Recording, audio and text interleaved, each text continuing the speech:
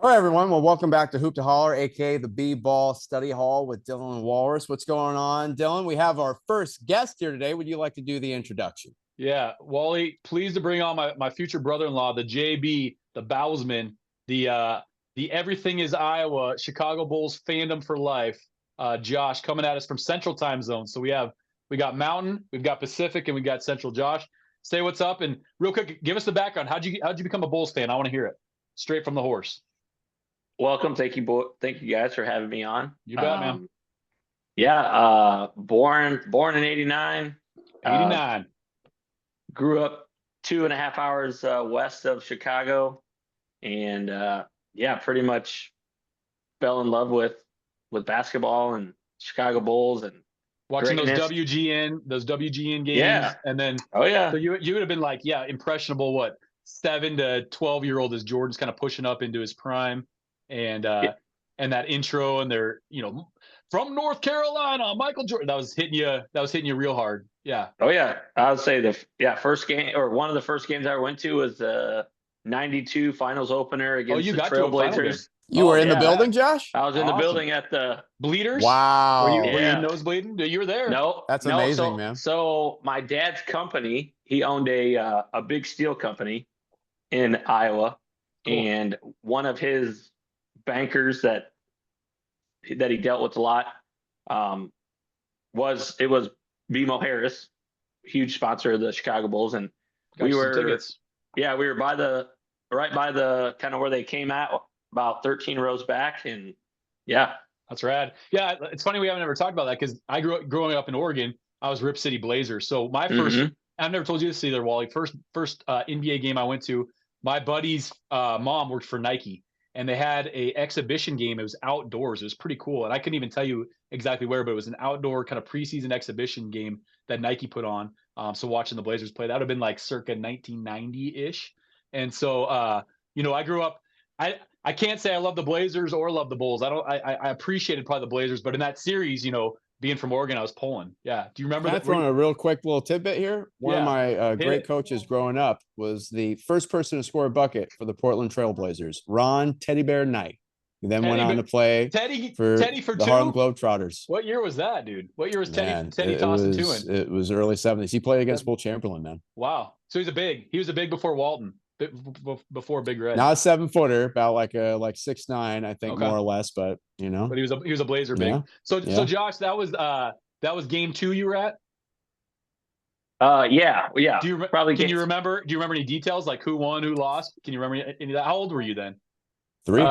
Three. Wait, Yeah. Oh, you were like little. Oh, Yeah, I was little. Yeah. You're still wet behind the ears. Oh yeah, I was real wet behind the ears. Just a little Yeah. guy.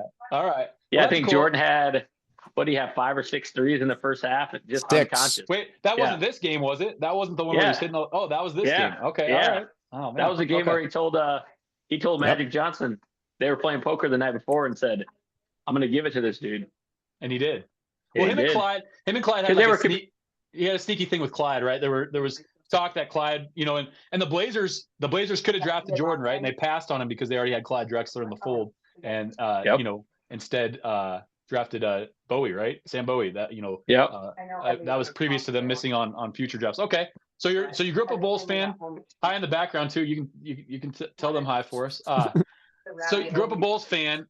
How have you felt then? You must have loved the Derrick Rose years, but the real question is, what the heck is going on now, dude? What is this team doing? I think they're in tank mode. You think Big finally tank they mode. are? Yep. Finally they're in tank mode. Yeah. Okay. Yep. It's been what, 5 seasons of perpetual mediocrity? I mean, like we're just gonna be 500 and hope there. Of course. Yeah, I think they miss. When have they signed a free agent that was a top 5 free agent? Never. They just don't. They don't. Yeah. And I thought with Paxson leaving and the new guy coming in, I thought they would change, but just hasn't happened, and I just don't like going to some of the guys they brought in the past. Zach LaVine was never a number 1 on any team. No. I mean, earlier And he was showing some signs. You know, he has dunk contest stuff. He put up some numbers for the T-Wolves, but yeah, he's become a negative contract, right? Like he's not a desirable option to have. Probably classic empty stats losing player. I mean, unfortunately, like I don't. DeMar DeRozan was a nice addition. I mean, obviously it didn't amount to yeah. much, you know. And Vucevic, yeah, Yeah. Vooch, you know. and then they just trade back and forth with the Kings with every trade until they do finally ship Vooch and bring in Simons now. The fact that they moved on, sorry to interject, but just you're the good. fact that they moved Kobe White, like, yeah. that, I mean, man, that he's a really good player, man, young player. And to the Hornets, and that's good depth there. But is it just because Matthias and Giddey are the future, and what are they other than that? A bunch of guards, and I mean, what is the plan? I guess that's kind of the $1 million question. I don't think there is a plan. I mean, there's got to be a plan, right? I thought when they were trying to trade before the deadline, I thought for sure they were going to make a run to Anthony Davis, not for this year, but He's a 2-3 Chicago years kid, down right? the line. Yeah, Chicago kid. Yep. Even if he's street clothes, at least he's a name. Then he ends up on the Wiz and hates it, apparently. Yeah, and I just don't want them to try to make Simons what they did with Levine, make him a number one where he's clearly not a number one. No, like he's a great role player, and I don't see a big difference between Simons and Io. Yeah. Like, so how do you feel about using that? A lot of whispers out there that was a great pickup by Minnesota with Io. I didn't watch him play as much, like here and there. Do you think there's a lot of potential there, and he just didn't get the run necessary? I kind of compare his first couple of years with Bulls like Jimmy Butler's first couple of years. Oh, wow. Lockdown defender. Okay. He's high praise. I think his ceiling was Jimmy Butler. If they would have just fed him. You can't you can't build around. You can't have him as your number one. He's got to have a superstar, which the Bulls haven't had since Rose. So with Ant Minnesota, then you could see him kind of jumping a little bit. I think he'll be great for him. Okay. Because he's not a defensive liability. He can get his own shot if he has to, but he can spot up and shoot, which I think Dillingham couldn't do. Yep. And Dillingham, trying to give a second chance to that guy, to Dillingham, bringing him in will be kind of interesting as well. And Io and Kobe White were the big whispers too, with Houston needing a point guard with Freddie being out. I think God White didn't go to Houston. Man. You I'm a Lakers fan over here. Yeah. In case you didn't know, Josh, and man, and as a fan of the league, I was kind of hoping Houston would make a swing, because you've got KD on a timeline. I think Amen is still the dude when he gets to the playoffs, but I was thinking too that maybe Kobe White would be a guy. But yeah, to move off of that, I don't know. I don't know what to say there. And he was on a really good contract as well, was the other part. You still got Patrick Williams though, your guy, right? Paying him $18 million a year, it looks like, on the books. Yeah, Poverty Pat. I would have traded that guy to any G League team for some used towels and. Yeah, I think it's having to attach him to so much to other contracts is the problem. I don't know that. Not new towels, not fresh. No, not fresh. Used towels. Yeah, unless they're from 1992, they might have some value if they're from that finals run. Yeah. Yeah, I'm just looking at your roster here. You got 25 into Giddey. You've got 18 into Zach Collins. I mean, I guess do you feel as a Bulls fan, at least this is some kind of fresh start? Like at least you were finally a seller. You got off of Vooch. He's out. You did get rid of some like middle-aged, not even like younger prime Kobe White and Io. You're out on those guys, which is kind of confusing. But the draft capital, I think, was a lot of second picks, maybe a couple undesirable first picks. I don't know, man. I was gonna say, I think we have the next 4 years we have 14 second-round picks. So I don't know if they're trying to do the Thunder. Yeah, where you package them. Try to package 4. Yeah. At least when you have the Thunder, like you got Shea, you got guys. You got players. Yep. Yeah, you got guys that are young. The Bulls they're not that young. Like they're young, but they don't have like first or second year guys that have ceilings to be future All-Stars. And you really don't have any big. I mean, what's your big talent? That's what I see on you're just a lot of guards. Like Dillingham, maybe a second chance. Yeah, I think Jalen Smith. He's productive, I guess, but he's probably a seventh man, right? Like your first big off the bench. maybe starting again along somebody that's a stud, maybe. But yeah, there's not a lot of star power there, and which is a shame because the Bulls as a franchise, like we want them to have some kind of importance, right? Like in the historical context, that's a great basketball city, but Great. Yeah. Great basketball city, big market. Like, I just don't understand how they can't pull the trigger and get one of these guys, even like a James Harden, somebody that, like, I know that kind of collides with Giddy and that, but I kind of Well, they could like, play together. yeah. They could play together. What do you think? What do you think about the Cavs James Harden thing, Wally? Did you like that trade for both parties? We didn't really talk about that too much. I mean, it settles this season for the Clippers with their, furious attempt at a comeback. They got I some think good picks out of it.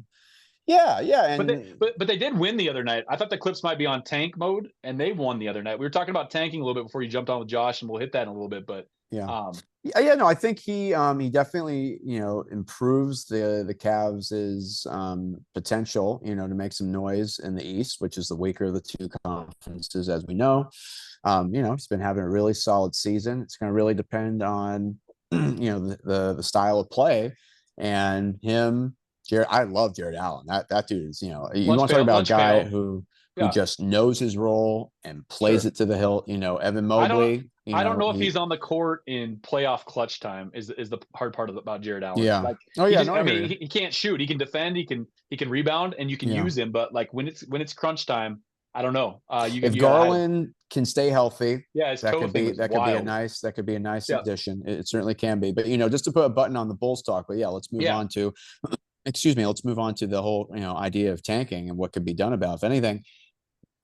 For me, Josh, you get draft capital to get draft picks to get good players, and the fact that they managed to get Kobe White, at what was it, 7th or 8th? I think. What was his pick?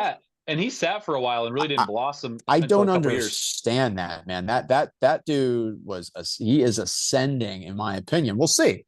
Time will tell. But if I was a Bulls fan, that would absolutely upset me.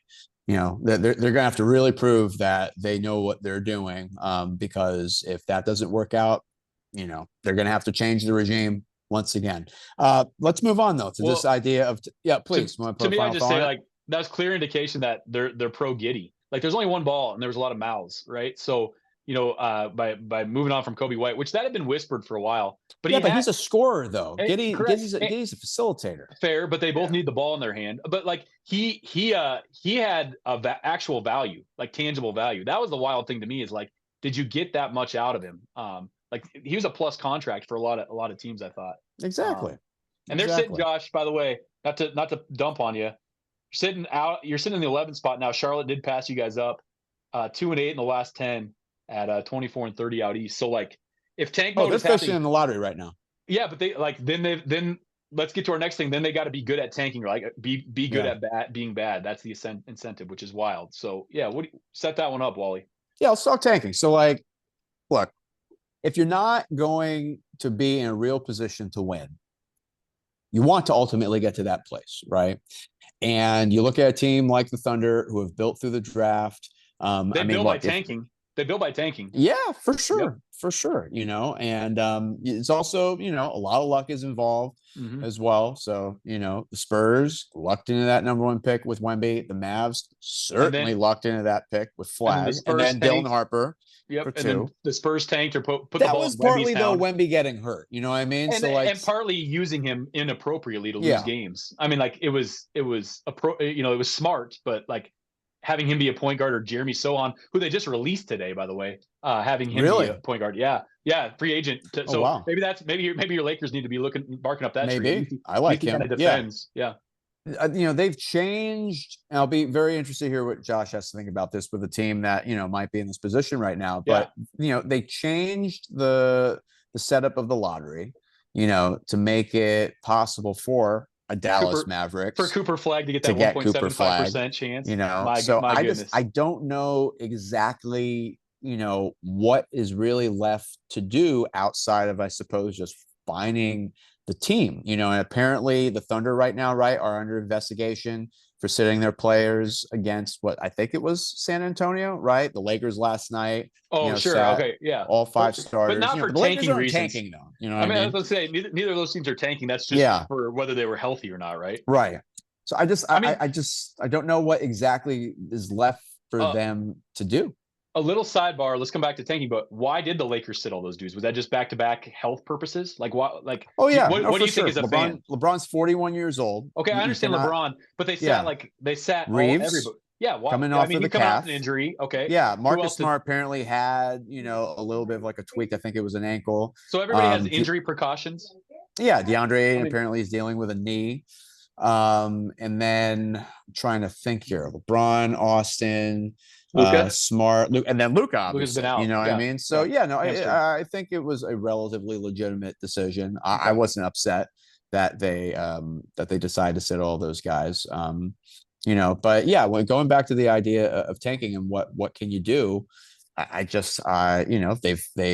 suppose making the lottery even more of a toss up, if you will, because that's the disincentive. It has to be worth your while to tank. Yeah, right now you're incentivized to get at least a bottom 4 spot. Yeah. Yeah. What were you going to throw to Josh? What do you think, Josh? I mean, you're with the team. Yeah, you're with a team right now that might be in this position. What do you think about this? How do you feel about your Bulls potentially doing this? That's what I'd like to hear. Like as a fan too, what do you think? Like, are you for it, against it? Or do you you understand, you're smart, but what do you think? I'm not against any tanking. I think they get paid a contract. They have roles. They should play to their ability. Fulfill their ability. And what was it? 09, Derrick Rose, they had like a 2.5% to get him. Is that right? I didn't remember. Yeah, it was super low. Yeah, it was Memphis. Yeah, it was like a team that had like 13%. They got like the fifth pick. So yeah, I think it was. I know it was under like 5% when the Bulls got Derrick Rose. Okay. So it's not a given. Like right. you could have the second worst team record and get the 6th pick. Yeah. Like Dallas. What was Dallas's? 0.9% last year? 1.8%. Yeah, 1.75. Yeah. Your soon-to-be brother-in-law is a little bit of a conspiracist. Connect the dots, dude. Just connect the dots. Close market trade. I mean, I don't know. I mean, I guess I don't want to believe grab that card out of the cooler. Dude, you know what I mean? Out of the freezer. Frozen envelope. Yeah. I don't know if you guys talk about it much, but the biggest thing when it comes to tanking is the gambling side of it. Well, I was asking about that before. That's the biggest part of it. That's the smoke and gun a little bit. That Wally and I don't know much about that, but I was talking to Josh before, where the money goes, changes happen. So that would be my question then, is like, has that been an issue for gambling, or are people cleaning up on it? Hence, there's not really a push to change this tanking thing, because it's not new. Like this has been. I mean, think of the process. Was the process not just tanking 101, and that was already 8-10 years ago? Yeah. I mean, it's been a decade. It's just happening earlier. It might have happened in March or April. Now it's happening now. Yeah, yesterday. I think a lot of the sharp money that are gambling don't talk about it, because they don't want the attention brought to it. I think they just stay under the radar, pick their 4 or 5 games a day, and just kind of sit back. That they don't want to put spotlights on it. They just let it roll. Like I said, I think from the dollar side, that makes sense. What I'd talk about, Wally, is from a fan's side. Okay. So you said it. Incentives determine action, right? So how do you incentivize anti-tanking, or what a crazy term, winning? How do you incentivize winning for bad teams? Okay. Here's my thought. And then please hash it out with me and tell me where I'm wrong. At first I was thinking you got to start something where you're measuring winning after a certain date. I think I'm moving on past that. I think you make the whole season about winning. And there's a lot of discussion about it's too long already, shorter games. This would increase winning, perhaps. Like you just cited it. Last night, the Lakers sat all of their studs because they're injured, which really, what are we talking about? This whole league is injury. It's blanketed with injuries. That's just a fact. So the play-in tournament, is this something we like or not? I like that one game thing to see, which teams get in. But I would ask, why do 9 and 10 get a shot at 7 and 8 anyway? Like, what's the purpose of that? And the purpose, I think, was to get 8 and 9 to actually, or 9 and 10 to play a little Right. harder, to have something to win for. Okay, that's fine, and that's kind of worked. But now we have 11 through 16, where it's just a race to be the worst. The Jazz are up in the third quarter and sitting their starters in the fourth quarter. It's just, it's gross blanketed tanking. So as a fan, everybody gets seeded out in the postseason. You have your regular 1 through 8 versus 1 through 8 in the East and West, and then you seed out, get rid of the play-in for a second, seed out 9 through 16, and you have a single elimination tournament where whoever wins that tournament either gets the number 1 seed or gets that highest ping pong ball percentage. I like that. Okay. I like now, that. well, there are problems though. So the problem would be the play-in tournament is a problem, because what is the benefit, and or it would also say, what is the benefit of being an 8 seed then? That's the problem you're around. Does the 8 seed still try to tank? You get the home game. Okay. Well, if you're the 8 seed, you're playing in the regular playoffs. Are you with me so far? I'm talking. So if you're the 9 seed overall, you're going to get the 1 seed in the draft tournament, or whatever you want to call it. No, you'd want to keep the in my opinion, you'd want to keep the play-in tournament, and for that 11 through 16, maybe give them a little mini tournament at the draft tournament. Another thought that crosses my mind is and especially in education, everything, frankly, it's all about data this, data that. You could track these numbers. You could track how often the starters are playing, how many minutes they're playing, and incentivize playing. So like in my mind, even if you're a terrible team, but you're at least putting your guys out there and actually trying to compete, maybe you get an extra ping pong ball or two, because you have to make it worthwhile to not thoroughly tank. Well, that's what everybody's asking for, is like tank smart or tank appropriately. I just say like get rid of tanking in general, and it becomes really subjective of like who gets an extra ping pong ball here, who doesn't get them there. I've heard some talk of that as like you penalize teams. So like the Jazz, when that's obvious they're penalizing, all right, we're pulling away 2 of your ping pong balls or a percentage point of what you would have got. But do we want to be in this business or where you're having to constantly like detract, or should we just make it all about winning? Like, well, that's what I'm saying. I wouldn't detract. I would say you would add, there's a certain amount, there's a certain amount of these. There's 1,000 ping pong balls. So you'd have to pull away. You'd have to pull away from somewhere else to put some in. But for me, it wouldn't be punitive. It would be a reward for teams that as terrible as they may be, are still trying to put out a pretty good product for fans who are paying good money to go to those games. Because let's just face the facts here, okay?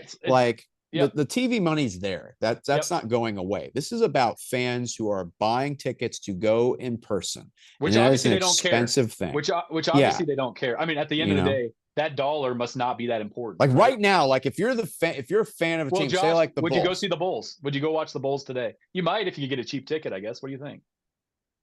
Yeah, I'd always take the time to go, because you're a fan. Go see the United Center. Yeah, go see the Jordan statue. If you get there and they're sitting giddy, and who's your European dude? I'm blanking on his name. Brazelis. Yeah, Brazelis is nice. Yeah, nice player. If they're sitting those 2 dudes and you show up there with your son, are you bummed? Especially if you did pay a decent dollar, or are you probably not, just because. Like you said earlier, Chicago is a basketball town. Yeah, sure. That place, madness on the on Madison. Yeah, on Madison. Right. Yeah. That place is always rocking. My dad's family's from Glencoe, if you're familiar. Okay. Yep. Yeah, but that place is always rocking. So we went to the United Center for the USA basketball team versus Venezuela in the American Cup. I don't know what year that had been, 2016 or something, kind of cool. But okay, so you still show up, but I guess Wally, where you're going a little bit is like, what is the product that we have in the NBA right now? Is it a soap opera and drama where we're just kind of looking at stars, or do we actually care about the games at all and the play on the court? And everybody gets a little in their feelings right now because teams are trying to tank. We're all saying, well, it benefits you to tank. So how do you take away from that? What I guess I'm proposing is at the end of the season, we would have our regular playoffs, but we'd also have this draft I tournament like that where, idea. Josh, you could go watch the Bulls play, and maybe they get the 1 or 2 seed, and they're playing, I don't know, the Wizards. And if you win, you have a higher chance of getting a higher draft pick. I mean, then like the coaches are going to want to put their players out there, right? Front office is going to want to play. What are the negatives though? But why would this not happen? There has to be a reason this would not happen. It's more basketball, so you're demanding that. Which, if you're an owner, that should be more ticket sales, especially if it's meaningful basketball. Do players not want to play more? Because, like, have you ever thought about in LeBron's career going to 8 finals? That dude, the miles he put 10 on finals. his body. Okay, sorry, 8 finals in a row. Put respect on his name, Dylan. Come on, 10. My bad. Yes. Well, how much he played after the season? Whereas if you're on a crap team, you're just home or you're on vacation that much longer the season. Like, we demand, like, when you think of Steph and Braun and the KD, like how much basketball those dudes have played, compared to a team that's out, compared to a Bulls player, Vooch, who every summer, didn't have any postseason play. It's pretty crazy. Yeah, I would say you could just say Chris Paul. Yeah, Chris Paul has, what is he? He's in the top 10 for most regular season games played. Yeah, and he had some playoff runs, but he usually would get hurt, right, and be out. Yeah, Sucks to be a Clipper. And sad, kind of how he's going out in the shadows. To be honest, that's sad. Kind of sad. But I guess what is the reason to not do that? That's what I'm asking you. Why would you not have some kind of postseason tournament? It's like the NIT for the NCAA tournament, where the losing teams, where the teams that have a worse record, I shouldn't call them losing teams, but actually work hard to get seeded out. You'd also have to play hard because if you're a higher seed, you'd host a home game and you'd get a better matchup to work towards that draft pick. Why not? What would be the reason not to do it? Here's my question. Would the 8 seed, and I'm talking overall, the 8 seed in the actual playoffs, want to tank to get that 9 spot to then get a better draft pick? Would you still have tanking in the bottom half of the actual playoffs? Do you get what I'm trying to say? Like, is there always going to be teams that are trying to get worse if there's a draft capital on the line? And the other messy part, answer that question. I guess I got another. Yeah, no, I was just gonna say, and I think we're gonna want to make sure rather that we wrap up here, and we're gonna have to ask our Bulls fan about who obviously he thinks is the best player of all time. Oh yeah, we do. But the last thought on this, for me at least, is again the lottery has worked out to where, like D Rose with the Bulls, like this recent draft with Cooper Flag, just because you have the worst record in the league doesn't mean you're getting that top pick, or even in the top 5. I forget what team fell out of the top 5 that had the worst record. I can't recall. Maybe it was the Wizards. Well, have the Wizards ever got have they ever got a real high pick? Okay. Well, I mean, like in the last decade, I guess. And they've been Alex Sarr. They had Alex Sarr, right? That was not this past previous draft. Year before. So, the draft lottery is the real vehicle. You can, again, incentivize actually playing by giving some more ping pong balls. And then the final thought for me on this is perhaps have like a repeater offender, kind of system. Like if you're going to go ahead and take 2-3 seasons in a row where you clearly are not really trying to be competitive, police work. Again, but maybe that's the punitive one, right? It's like you're not going to get as many ping pong balls that year. Do you have a final thought, Josh, on this idea of how you could perhaps fix tanking? I don't think you can. And like Brian Windhorst, Windhorst said, yeah, he said there's nothing in the CBA that stops teams from tanking, as long as they're following the inactive and active rosters announcements game to game. They're totally in the green. You just create, but it is a gray area. Like it's a total gray area. And you're creating cultures of losing. I mean, at the end of the day, like what team goes from tanking to winning? The Spurs and OKC are the 2 examples we have recently. Pistons right now. The Pistons number 1 seed. Yeah. Yep. When did they tank though? When were the Pistons tanking? Oh, probably. I mean, it's some pretty low. There's some down years. Okay. Was it purposeful tanking or bad coaching and bad play? I mean, like the semantics. I guess we can say right now the Jazz are tanking, and the Jazz just traded for Triple J, and they're going to try to win next year. And the Angels came in and said, "Hey, we're never tanking again," and they're obviously doing it. So they're like they're lying to their fan base. Do the Mormon still fans beating care? the Heat though? Love that quote from Bam Adebayo. I mean, like it's that's incredible. I mean, and that's the silly part about It it would be a too. team that's trying to lose. Yeah, That was incredible. yeah. All right, I mean, let's finish with this. Okay? Okay. I'm the timekeeper on this show, Josh. Josh, you're a Bulls fan. What would you have to say to someone who would say that Michael Jordan is not the greatest of all time? Go ahead and who is then Walrus? Presumably you. Well, come on. I mean, the debate is between him or the king, right? As they say, they're Kareem. People. Kareem, I think has an argument to be made, but beyond the obvious, Josh. Why, I'm assuming you would say Michael Jordan. I think Michael Jordan's the best player ever. Why would you say? Let me actually have this preface because this is how I think about it. This is how I think about it. Okay, for me, my criteria is you have one game to win.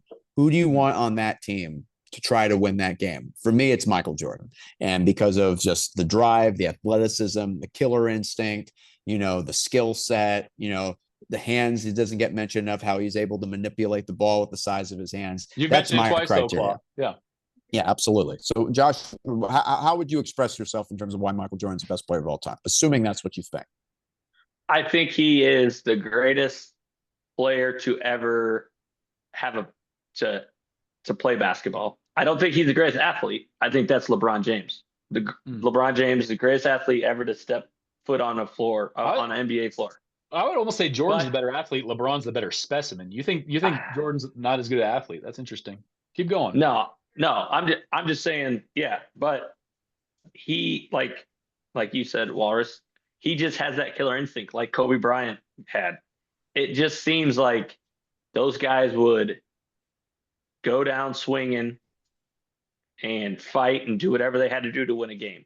I don't see it, and it could be game 43 in December or January. I just don't see that in LeBron. But LeBron's not going to punch Steve Kerr in the face. Not consistently.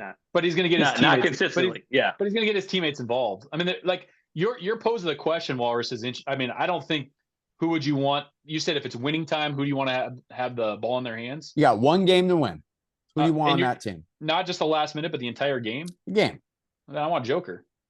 I think Joker's a better player. I know that. I don't know if you know. But he's not the greatest. He's not the greatest of all time. I think this argument comes down to Jordan. His peak year, 6 for 6, is never going to get matched. Nobody's going to do that. But LeBron's pantheon of 20 plus years of dominance, nobody's going to match that unless Wemby gets going. I mean, that's the argument, right? The argument I think is championship window and those peak years versus length of play. I mean, I don't know how you debate against those two things, I guess. But you think Jordan wins a game that LeBron wouldn't, is what you're saying. 100%.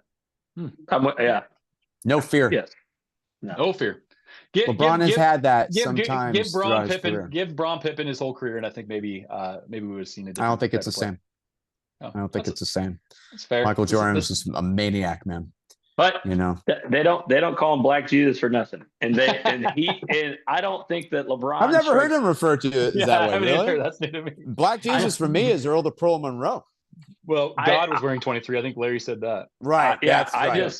I just don't listen to all the guys that played with Jordan. He struck fear into those guys, and LeBron. He just doesn't. LeBron. He just doesn't. He does if you're trying to stand in front of him on a full court. And we're also talking. I think we're talking a little bit of demeanor here, not to get too into the weeds, but LeBron might be a happier human. LeBron might be a better dad, a better family member, have a more balanced life. I mean, what you love about Jordan, I don't know what his relationships are or aren't with his kids. I don't know what his personal life is, but I'm sure he's fine enough. But I mean, I don't know. Can you be the most jackass on the court and still be a good person off the court? Can you flip that? As upset as LeBron was after that ridiculous game on Monday where the Lakers should have beaten the Thunder, okay? That was interesting. Yeah. Michael Jordan would have been apoplectic. Well, Jordan would have been putting on his 2 sizes larger Wizards jersey at that age and not passing the ball and losing a bunch of games at that age. But he would be playing 82 games. Reasonable. Hey, he played 82 games with the Wizards. Right. Yeah. Yeah, I mean the late. So let's put a pin in this one, but we do need to talk. How were dudes playing 82 games? How is Stockton playing 82 games every single season, and now everybody's injured? They didn't And have an excuse. it was an excuse, That was or not that excuse is was it not going to be is it acceptable back is it then. soft tissue injuries because of training and style of play and miles and Oh, sure. Euro steps and more athleticism? But they're crappier shoes, crappier training, crappier technology, crappier diet. All those things should have happened. I don't know. They also had more. They had more pressure on them to continue promoting and They're growing the advancing the league still. league. Yeah, You know great. what I mean? Yep, you're right. So, You're right. And now because it's truly international. Jordan's, coming into the league, around the time when they finally were getting off of tape delay. And we're still talking about Harden, KD, Steph, Westbrook, Braun. Like, there's still these dudes that have played for CP3 that played forever, right? And they wisely picked out games. Kawhi Leonard's playing his best basketball that he has from a statistical standpoint, and that guy should have been out of the league. Yep, it's time. TikTok. TikTok. Let me tell you. Josh, thanks for jumping on, dude. Thank you, Josh. First guest on the B-Ball Study Hall, man. It was awesome, dude. Appreciate you being here with us. Hey, thank you, guys. Thank you for fixing tanking. There you go. All right, man. Always great talking with you, Dylan. Nice to meet you, Josh. Till next time. Enjoy the All-Star game or turn it off and take your vacation. All right. We'll catch you guys next time. All right, man.